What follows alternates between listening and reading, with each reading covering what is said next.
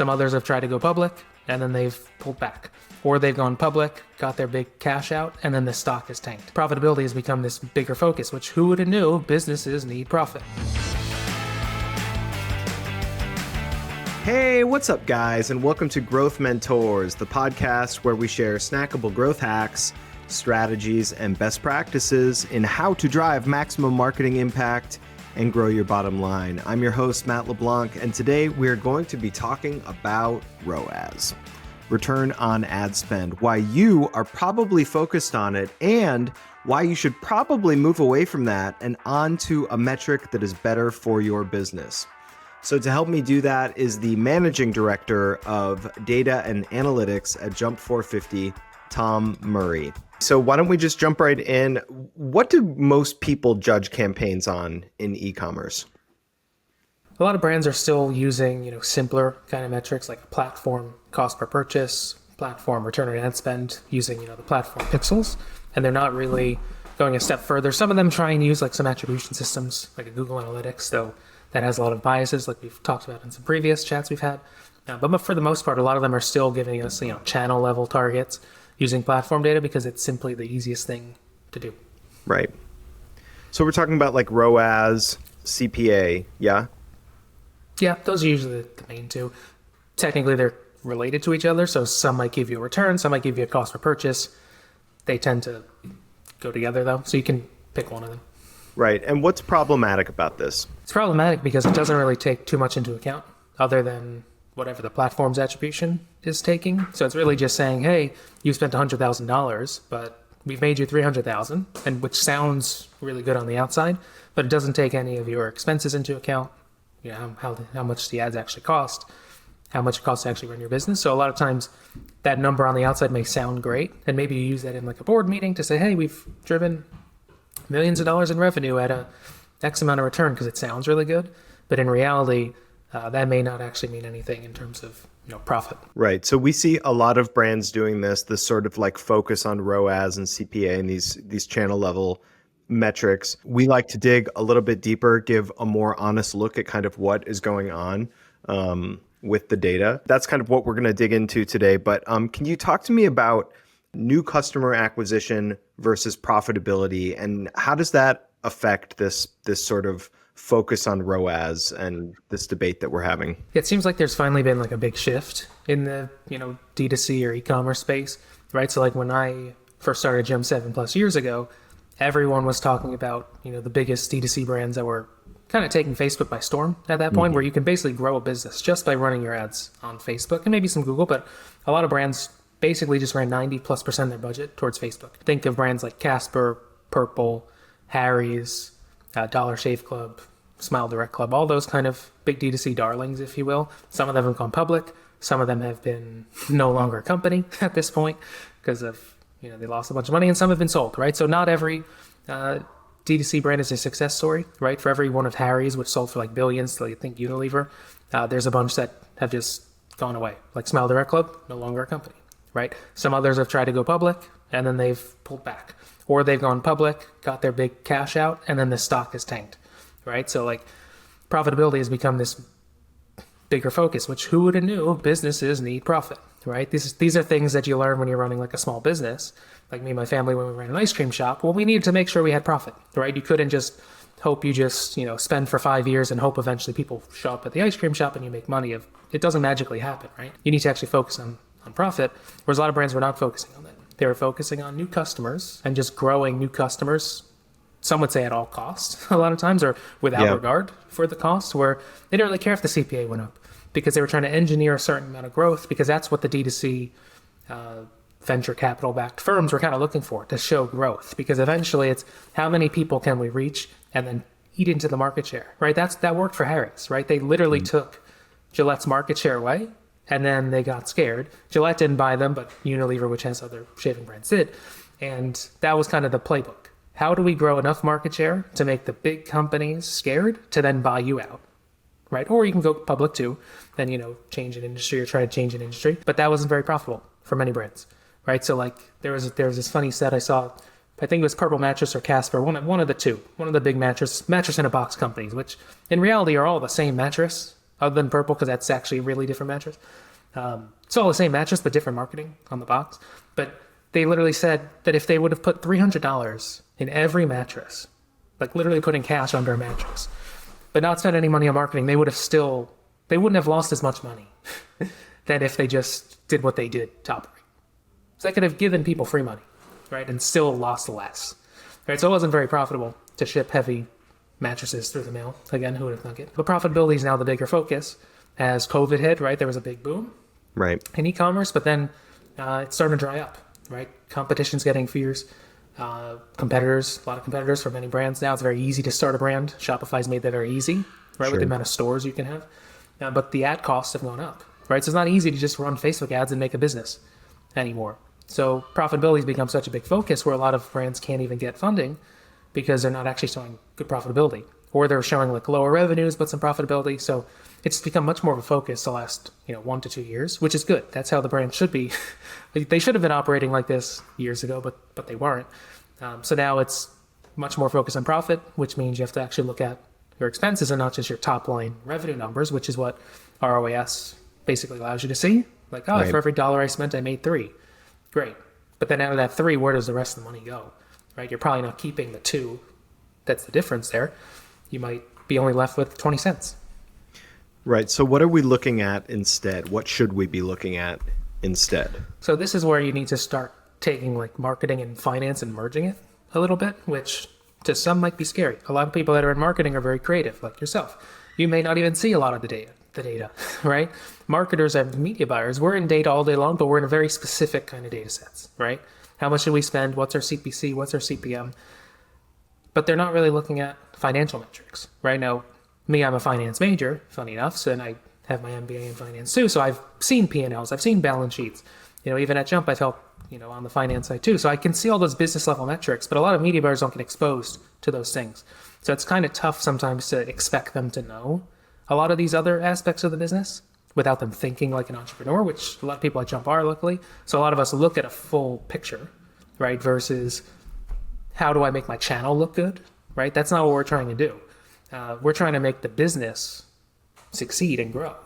Not the Jump business, I mean the client's business in this perspective, right? So when you do that, you need to actually look at your expenses. Now, there's a million different ways that you can like pull expenses out. You can classify them a bunch of different ways. So I'll just talk generally about them because everyone's formula might be slightly different.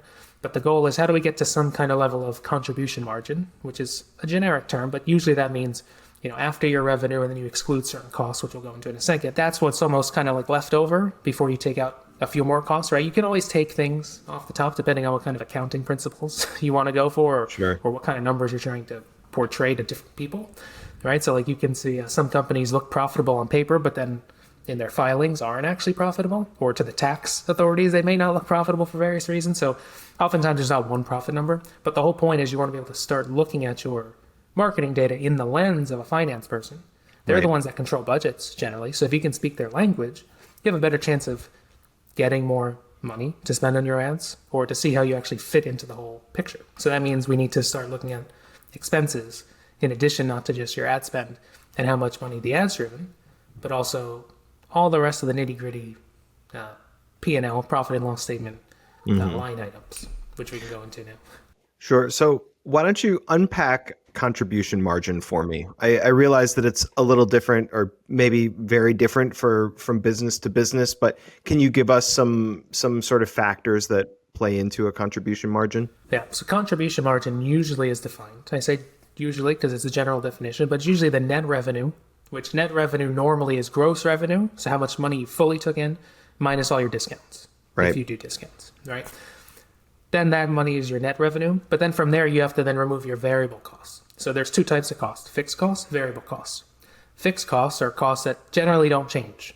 Usually things like your overhead, although that can change as you hire and fire different people. But generally speaking, you know what that cost is going to be, generally on a month-to-month basis, because salaries are fixed, right?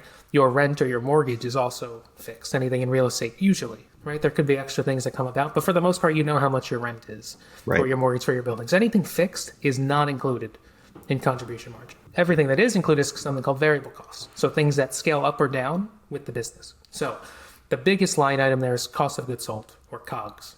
Cost of goods sold is literally how much did it cost me to buy the product I'm selling, right? So if I'm selling a shampoo for $10 and it costs me $3 to buy the shampoo from, say, my distributor, the COGS is $3. Very simple, right? There could be extra costs that go into it, but that's, your main number. And that's usually the biggest line of it, other than marketing, right, is actually the product cost. Then there's all these extra costs as well they vary by company, but how much does it cost to fulfill the orders? Right now, a lot of people ship their own things, so they have a third-party logistics provider that will charge you X per order or a percentage depending on your contract. So that's a variable cost because as you scale up and ship more items out, that cost goes up. Same thing with your credit card processor fees, right? So like on average, every transaction has a 3% fee. Well, if I make more transactions, I pay more credit card fees, right? Then there's other things like your software, right? So like certain software tools you might plug into your system may scale up with your revenue cost. As you have more revenue, those tools may become more expensive. And then there's also just website costs and things like that to actually operate the business, right? And then there's so many other costs you can put in here that are technically variable, but those are the main ones. So you have to remove those. So the contribution margin basically becomes gross revenue minus discounts minus all of those variable costs we just said. And that's what's left. And now that's what most people call contribution margin. Some people include other things, but generally speaking. I see. So I think that the piece that I'm still sort of wondering about here is if previously my focus was ROAS or CPA, now I'm factoring my contribution margin into everything. What metrics should I be looking at? Should I still be looking at ROAS and CPA, but factoring in the contribution margin, or are there new metrics that I should be tracking to sort of have a better idea of, what I'm actually making? Well, you can still look at return, right? It's an in, right? Because if I'm spending $5,000 a day at a $2 return, that gets me to my gross revenue of $10,000. So technically ROAS is an input into contribution margin. It's just the very first part of it, right? It's only one small piece. Now, the key thing to note, though, is if I'm spending, say, $5,000 at a $4 return, that means I'm going to have $20,000 gross revenue, right? If I double my spend to, say, $10,000, my revenue may not double. It most likely won't, which means your return won't it won't stay the same. Chances are your return will go down as you spend more. It's not always the case, but a lot of times it is the case. So the goal is like, can I increase my spend and not see my return drop by the same amount? And too oftentimes I see people just spend more to spend more, and they're like, oh, I've doubled my budget, great. But then I'll ask the next question, which is, but did your contribution go up? And a lot of times it doesn't, because all of the extra revenue you got came at the expense of your efficiency. And so next thing you know, you're actually left with the same or less, potentially, contribution than had you have just spent less. So sometimes it doesn't make sense to even spend more, right? Now, with that said, some brands, which I actually like this approach, will set a target contribution margin. And as long as they hit that number, let's call it 100,000, they don't care if they spend 200,000 or if they spend $1 million. Even though at the $1 million, if they're only left with 100,000 contribution, that feels like they haven't made a lot of profit. The point is that all those new customers they've just acquired, that's where the growth is in the future, because that's almost free contribution in the future when they reorder, because you're not really spending any money to service them. They're just coming back. So a lot of people will be okay with the same contribution. But I don't want everyone to think, oh, if I just increase my spend, I triple my spend, my contribution margin triples. It usually doesn't happen. It can. You never know, right? Sometimes the more data you feed into algorithms make it perform better, which means you can actually get better CPAs, right? Or better returns, and then it actually counteracts itself. Every business is different, right? But you can still look at return because it's an input, but it's only one little piece of the puzzle. And then you still have to worry about all the other pieces. Sure. So I think that we've talked in the past about using sort of simplified goals and North Star metrics to be more efficient in achieving business growth. Are we changing our focus from ROAS or CPA, or are we just factoring these contribution margins into those same goals? They're factored in, but it's a matter of like how advanced you want to get it, how specific you want to go, right? So you can think of like return and CPA as the simplest, and it's the easiest because you can calculate that in like 2 seconds. Right. Regardless of where you are. The next layer, which we've talked about in the past, is like, what's my like blended return or MER, maybe Right. efficiency ratio, or my cost per new customer, which is just your, say, your total ad spend divided by all your customers, regardless of where they come from for your whole company, which is fine. This is the next layer down, which is once you've gotten that second piece, right? You can't go down to contribution if you don't do CAC and MER first, right? But once you've got that, then you're set. Now the next step is how do I now get smarter about this and look at the expense piece too? Because running the business isn't as simple as just saying, oh, we have a lot of clients that say, oh, I can spend unlimited spend if I hit my goals. Sure. That's actually not true. I don't tell them that, but that's in practice, it's not true because you don't have the cash flow to do that. Right? So like running the business, if you've never run a business, you need to have cash to pay for things, or you have terms, right? You get credit extended to you. And oftentimes you pay those vendors on like a net 30, so 30 days after the invoice, net 60, net 45, net 90. The longer you can push that out, the more time you have to recoup the cash to then pay that off, right? In a perfect world, you get to a negative cash conversion cycle, which basically means I'm able to pay off my invoices before they're due. And the cash flow pays for all the inventory and everything else. Then you're in profit world and you're scaling and you're doing quite well. But a lot of businesses aren't there. So that's why it's like you got to take steps. You can't just leap to contribution margin, but that would be the best place to be because then you're taking everything into account. And like I said, the best place would be setting yourself a contribution target, which is an absolute revenue number or absolute contribution margin number, which is, a piece of your revenue, to say, I want to hit at least $200,000 in contribution margin per month at whatever spend I can do.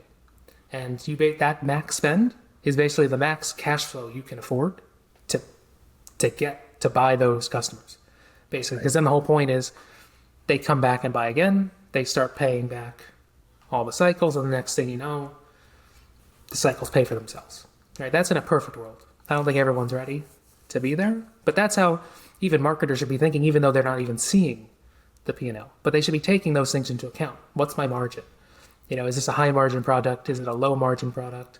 Do I have a lot of expenses? And by I mean, does the brand have a lot of expenses? Because that'll help you figure out, do I have more room? Or can we get more aggressive here and lose 10% efficiency but gain 50% more customers? Whatever it might be, right? These are things that sometimes brands wouldn't share, or they don't know share to you because they're just so focused on like their return. But a lot of these things are intricately linked together. The best kind of e-commerce brands out there are the ones that are connecting marketing and finance together. Sure. So Tom, leave us with some actionable advice here. Why don't you think about a common client that we would come across that's sort of having this debate or this issue? If someone's listening to this and they're like, well, we're not factoring in contribution margin here. How do we get started in this? At what level or on what team? Who's sort of like taking control of this and sort of implementing it out to the rest of the team? This is where the debate starts because some people are very vehemently in the camp that it's finance's job, full stop.